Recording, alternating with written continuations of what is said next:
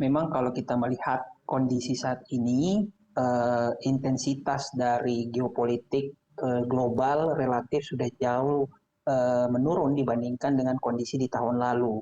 Saya kira ini adalah sesuatu hal yang positif jika kita kaitkan dengan ketidakpastian ekonomi global, karena kita ketahui bersama kenaikan intensitas atau eskalasi geopolitik di tahun lalu itu akhirnya bermuara ke beragam hal, termasuk di dalamnya kenaikan harga komoditas dan juga energi.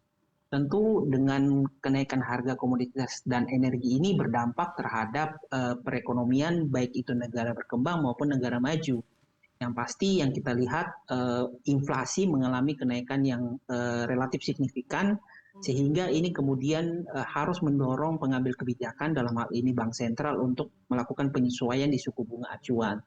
Dan tentu penyesuaian di suku bunga acuan ini berpengaruh terhadap perekonomian domestik di masing-masing negara, karena kita tahu bersama sebenarnya suku bunga yang relatif lebih rendah masih dibutuhkan untuk upaya mendorong proses keberlanjutan pemulihan ekonomi.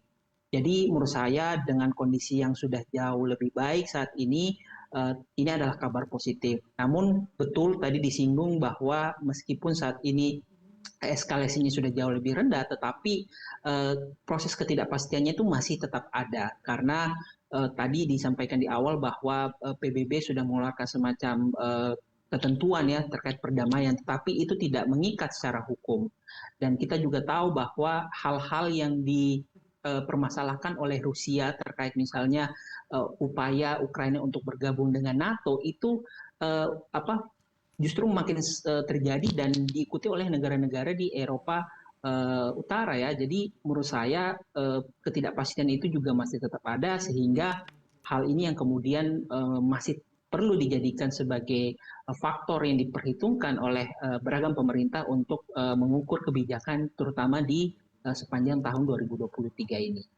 Oke, ketidakpastian tetap ada, tapi sebetulnya intensitasnya geopolitik melanda ya Pak, sehingga ini memberikan psikologis yang cukup menenangkan bagi para pelaku pasar dalam melihat hal ini. Tapi apakah dengan ketidakpastian ini masih akan membuat inflasi masih melonjak Pak? Karena kita tahu bahwa memang kalau perang masih berlanjut ini otomatis dikhawatirkan akan membuat rantai pasok jadi akan terganggu, sehingga harga energi dan komoditas juga masih akan meningkat. Betul, seperti yang kita saksikan di tahun lalu dengan intensitas geopolitik yang meningkat, itu akhirnya mendorong harga komoditas dan energi yang meningkat serta bermuara terhadap inflasi yang relatif lebih tinggi. Jika kita asumsikan bahwa ternyata di tahun ini intensitas atau kondisi geopolitik itu kembali tidak menentu dan bermuara terhadap perekonomian terutama dari sisi inflasi, ini tentu akan berdampak terhadap uh, apa persepsi ya terkait inflasi yang relatif lebih tinggi. Karena sekali lagi ketika ketidakpastian itu sedikit saja terjadi, itu tentu akan ada penyesuaian dari market ya, dari market yang kemudian ini akan berdampak juga selanjutnya ke sektor real. Nah, ini yang kemudian tentu akan tidak begitu menggembirakan kalau kita Ya. bicara konteksnya upaya untuk pemulihan ekonomi di tahun ini. Artinya di tengah upaya pemulihan ekonomi, tapi satu sisi memang ketidakpastian masih meliputi apakah tren inflasi dan juga kenaikan suku bunga acuan dilakukan oleh sejumlah bank sentral ini masih akan tinggi di tahun ini, Pak Yusuf. Iya, kalau kita lihat dari posisi inflasi terutama di negara-negara maju, ini sebenarnya masih berada di batas atas ya dari target inflasi yang mereka sampaikan. Misalnya kalau kita ambil contoh Amerika Serikat. Sehingga dengan relatif masih tingginya inflasi, ini tentu akan berpotensi mendorong kebijakan suku bunga acuan The Fed itu untuk tetap melakukan penyesuaian. Dalam hal ini masih berpotensi untuk dinaikkan meskipun level kenaikannya berpotensi tidak akan setinggi jika dibandingkan dengan tahun lalu. Mhm. Nah, kebijakan dari The Fed ini kalau kita perhatikan juga tentu akan diikuti oleh kebijakan bank sentral negara-negara berkembang, termasuk di dalamnya Indonesia.